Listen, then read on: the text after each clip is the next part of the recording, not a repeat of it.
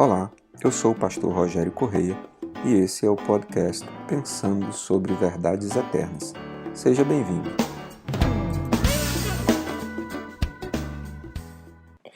Na continuação do texto que nós temos trabalhado no Evangelho de Mateus, capítulo 19, versículos de 3 a 12, cabe-nos fazer a pergunta: é melhor não casar? Vamos reler o texto para entender. Alguns fariseus aproximaram-se dele para pô-lo à prova e perguntaram-lhe: é permitido ao homem divorciar-se de sua mulher por qualquer motivo? Ele respondeu: vocês não leram que, no princípio, o Criador os fez homem e mulher? E disse: por essa razão o homem deixará pai e mãe, se unirá à sua mulher e os dois se tornarão uma só carne?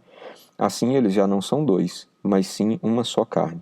Portanto, o que Deus uniu, ninguém o separe. Perguntaram eles: então por que Moisés mandou dar certidão de divórcio à mulher e mandá-la embora? Jesus respondeu: Moisés lhes permitiu divorciar-se de suas mulheres por causa da dureza de coração de vocês, mas não foi assim desde o princípio. Eu lhes digo que todo aquele que se divorciar de sua mulher, exceto por imoralidade sexual, e se casar com outra mulher, estará cometendo adultério. Os discípulos lhe disseram: se esta é a situação entre o homem e sua mulher, é melhor não casar. Jesus respondeu: nem todos têm condições de aceitar essa palavra, somente aqueles a quem isso é dado. Alguns são eunucos porque nasceram assim, outros foram feitos assim pelos homens. Outros ainda se fizeram eunucos por causa do reino dos céus. Quem puder aceitar isso, aceite. Nós temos algumas questões já tratadas nestes podcasts em que temos falado sobre a situação do divórcio, somente à luz desse texto por enquanto. A primeira questão é que os discípulos perguntaram a Jesus, de maneira muito direta, se ele era a favor do divórcio por qualquer motivo ou apenas pela questão do adultério. Jesus fala que se posiciona de maneira muito parecida com Shammai e não com Hillel. Hillel era o rabino que, historicamente, defendia o divórcio por qualquer motivo, baseado no texto de Deuteronômio, capítulo 24.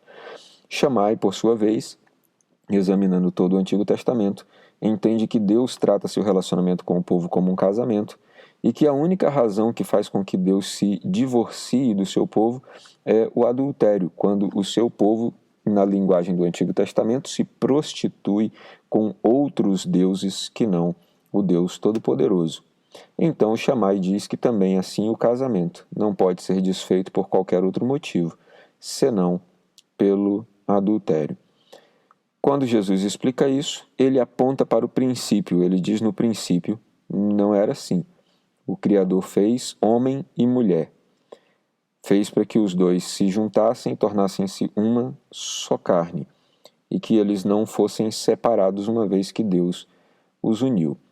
Nós tratamos aqui nos últimos podcasts que algumas pessoas tentam fazer distorções sobre esses textos, tentando dizer que esses textos têm uma ambiência cultural diferente da nossa, interpretação da qual eu discordo profundamente. E em alguns casos nós chegamos ao extremo de pessoas dizerem: bom, mas eu separei porque o meu casamento não foi Deus que uniu. E aqui Jesus está colocando como se toda união fosse uma união feita por Deus e que não deveria ser desfeita porque a família é um projeto que nasce no coração de Deus. Na sequência eles perguntam: então por que Moisés, o grande legislador de Israel, manda dar certidão de divórcio e mandar a mulher embora? E Jesus responde que Moisés permitiu o divórcio por causa da dureza de coração.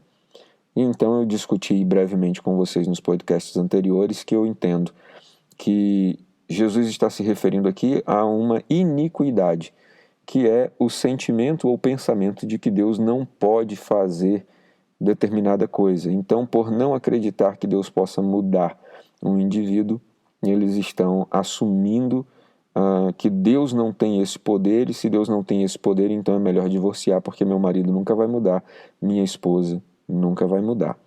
Também deixei claros os alertas de que em caso de violência não há conversa, não há biblicismo, há denúncia na polícia.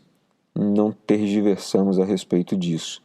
Mas estamos falando sobre casos em que cabe a reconstrução e, naturalmente, não sou a favor de reconciliações sem tratamento, sem pedidos formais de perdão, sem comprometimento com mudanças práticas concretas. Mas estas são outras questões práticas que se aplicam aos casos específicos. De maneira geral, o que Jesus está dizendo é que onde há um cristão, há a disposição para o perdão. Portanto, há a disposição para o recomeço. Quando Jesus fala sobre isso, ele diz que a única coisa que é aceitável para um possível divórcio é se um dos dois tiver cometido adultério. Se não houver pecado, ou melhor, pecados por ordem sexual, que é a palavra porneia já explicada no podcast anterior. Porque se o motivo do divórcio for qualquer outra coisa, qualquer outro nível de desentendimento ou desacordo, Jesus diz que um novo casamento seria adultério. E adultério é, nas Escrituras, um pecado sério que pode, inclusive, nos deixar de fora da eternidade com Deus, muito embora a nossa sociedade tenha relativizado as questões de pecados no âmbito sexual, tanto de solteiros como de casados. Mas essa questão é tão séria e ficou tão bem compreendida pelos discípulos que aí sim, no ponto do podcast de hoje, chega a pergunta do versículo 10, os discípulos lhe disseram, se esta é a situação entre o homem e sua mulher, ou seja, se o homem não pode separar por qualquer motivo, e se ele separar por qualquer outro motivo que não seja pecado sexual e casar de novo, ele vai cometer pecado, vai cometer adultério, eles dizem, então é melhor não casar. Porque na cabeça deles estava cristalizada a ideia de que primeiro o homem poderia divorciar por qualquer motivo. Isto era um ponto quase que pacífico entre a maioria dos judeus, sobretudo por causa do machismo que imperava na cultura hebraica naquele momento. Uma segunda questão é que para eles estava claro até aquele momento de que por problemas diversos e não apenas por questões de ordem sexual e pecaminosa, o homem poderia naturalmente casar-se de novo, era muito comum que isso acontecesse.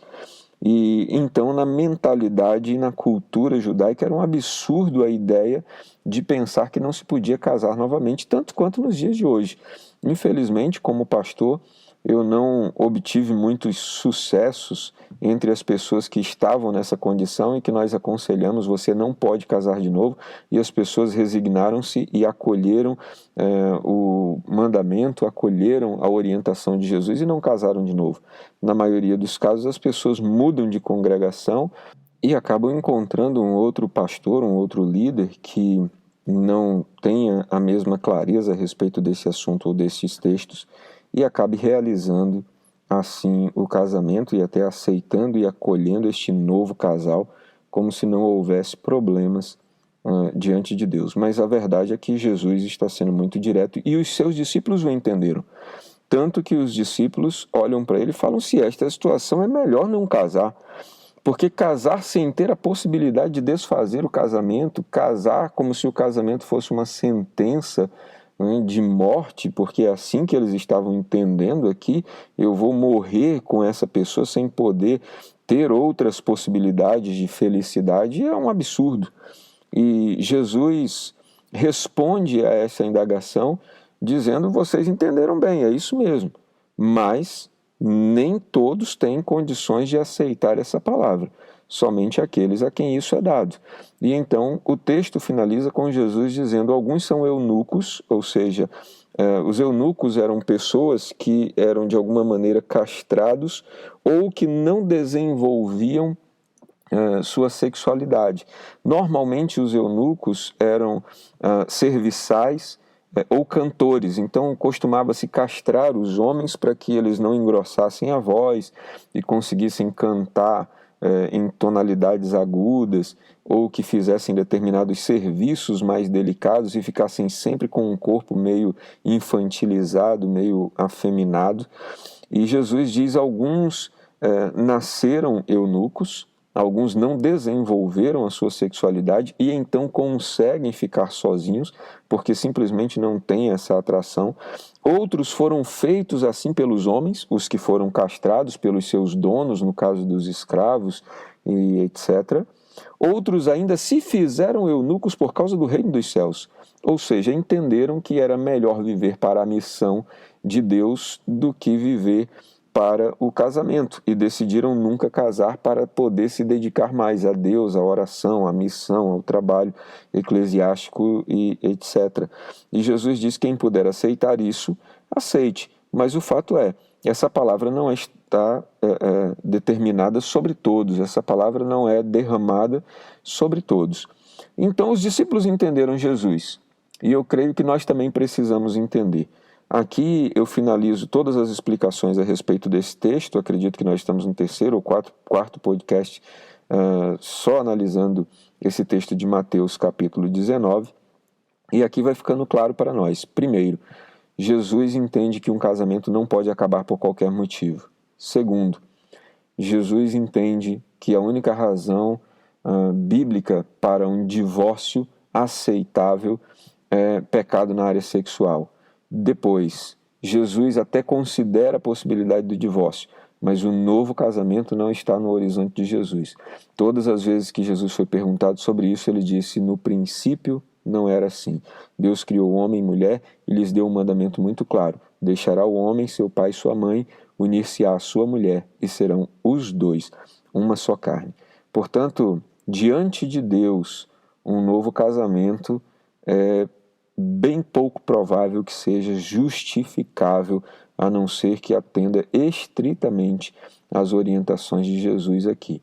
E Jesus nos ensina que nem mesmo a traição é impeditivo para a continuidade do casamento. Se houver um crente, haverá espírito de perdão e não precisará haver divórcio, a não ser que haja repúdio, que é uma palavra diferente de divórcio.